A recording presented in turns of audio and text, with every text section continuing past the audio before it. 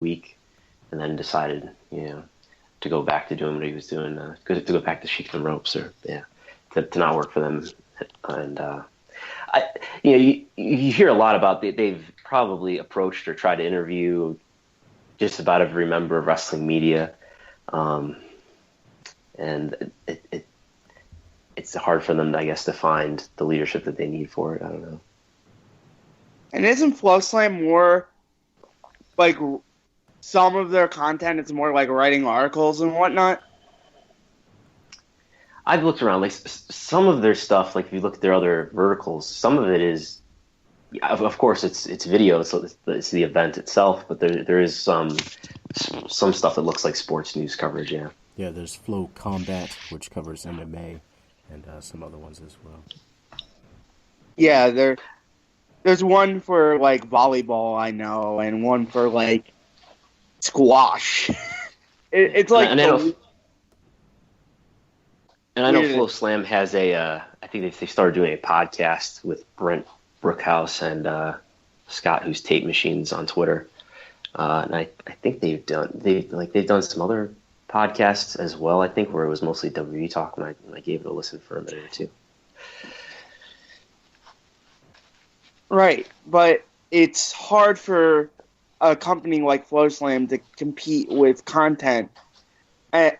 Compete for content rights and content providers when you can get a lot of the reviews, a lot of the content for free or for a low price. Is that safe to assume? Who are you asking? Me? I'm asking anybody. Well, Dan, how about this? To streamline, just call one of us out, and then we'll be able to answer your question. Brandon. Can you restate the question, please? I'm sorry. Sorry. I said, is it hard for FloSlam to compete with these more over-the-top services because they don't have enough content produced or ready for the site to put out like there. The archives? You mean the archives? Stuff like that. I don't think the archives are that big of a deal. I think the archives, whether we're talking WWE Network or FloSlam or whatever it is, the archives are a nice supplement. They're nice icing on the cake. But the thing that's going to attract people and pique people's interest are the live events.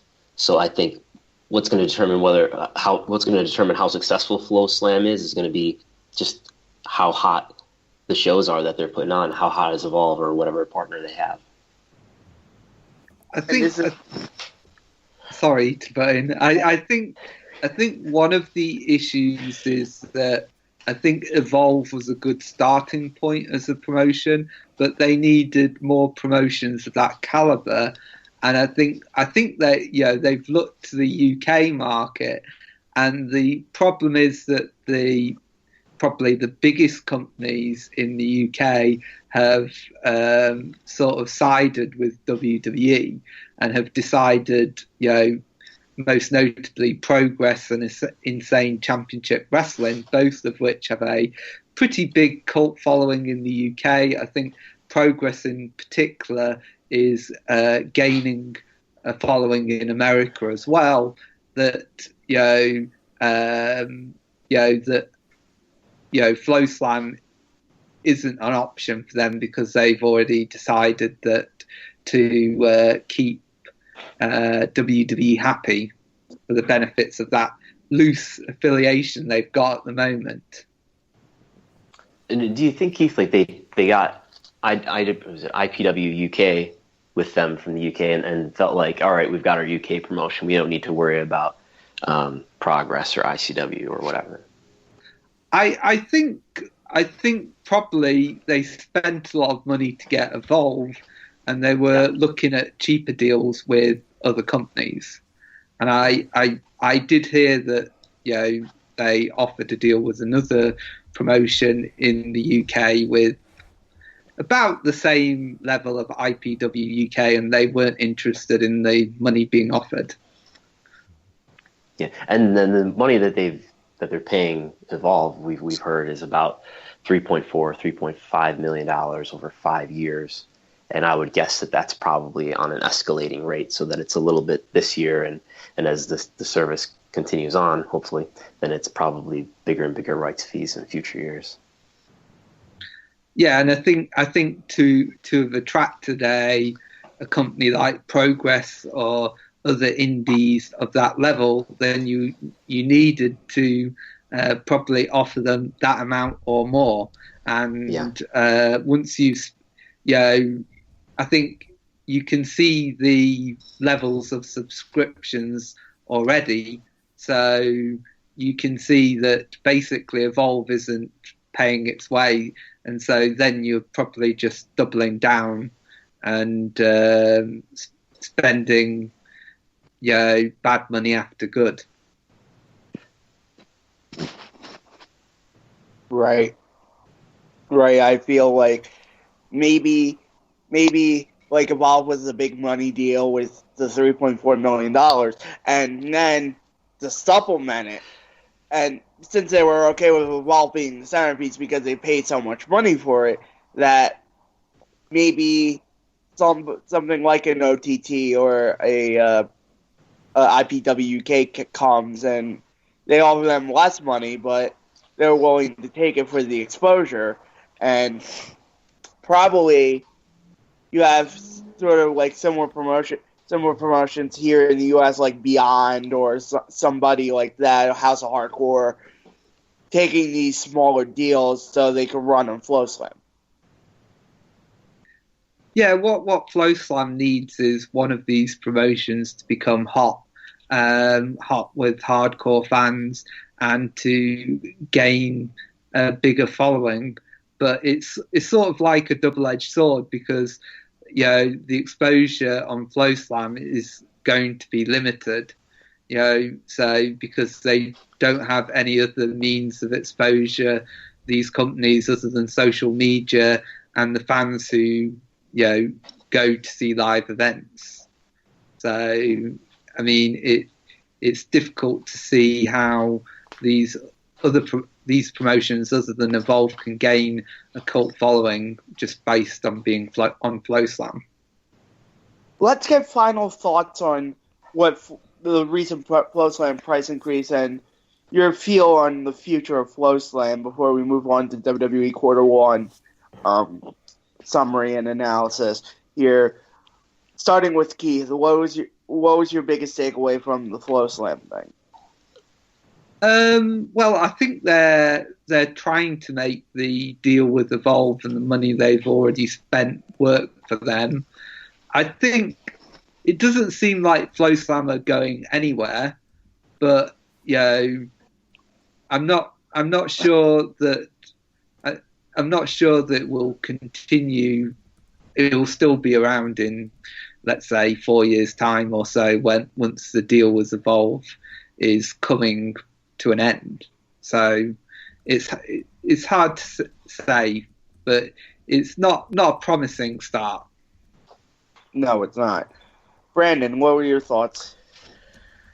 That's similar. I think it makes it sound like their potential market isn't as big as they thought it was, so they're going to run up the price to see how much revenue they can really bring in on this market, and to see if this is something that's viable for years to come. And Tom? I pretty much agree with both Keith and Brandon. I think this is right now for FloSlam, it is quality over quantity. And so they definitely want to make sure that they have a solid product, solid presentation, solid fan base, and then perhaps they would be a bit more aggressive towards the future. But again, as what was already said, it really depends on the wrestling business as a whole. So I really feel that this is a wait-and-see approach. And they also created a way to essentially get themselves out if they need to. They have Evolve. After that 3 or 4 years, they can then reassess. They don't really lose a lot more money because of these other companies that they've invested in, obviously being on the further end of the scale as far as less money is concerned. The first thing I want to go into with WWE is them sticking to the 3 to 4 million subscriber goal for WWE Network and seeming more and more looking like a fantasy. How do you feel, Brandon, about them sticking to that 3 to 4 million goal? Is it a likelihood, or is it more like just vaping away in fantasy land? No, I think getting to 3 to 4 million with the WWE Network that we know today is unlikely, barring, the exceptions, like if another Steve Austin or The Rock come, which doesn't seem likely as long as Vince McMahon is around. But what they were also talking about last time is there's sort of, in a very distant future way, they were talking about how, well, maybe someday all of the content in the ecosystem is going to be on the WWE Network, which implies that, well, maybe someday Raw and SmackDown are going to be on the WWE Network. So I could see maybe someday in it where media looks, even more wild than it is today, that maybe it would be viable to put Raw and SmackDown on the network in some form, maybe with tiers involved as well, and then where we really have a day where all the WWE stuff is really on the WWE Network, and maybe at that point you would get to 3 to 4 million. Right. Or another alternate reality might be they just get on a bundle with somebody, and then the 3 to 4 million subscriber number kind of becomes moot, or it kind of becomes non-applicable. Right. Tom, you and me were talking last night about the future of the WWE Network and the future of WWE as a whole, and you made some interesting points about WWE becoming more of a production company, them coming into promotions and doing more production than anything else, and stepping out of the wrestling business as a whole. Well, that really depends on the...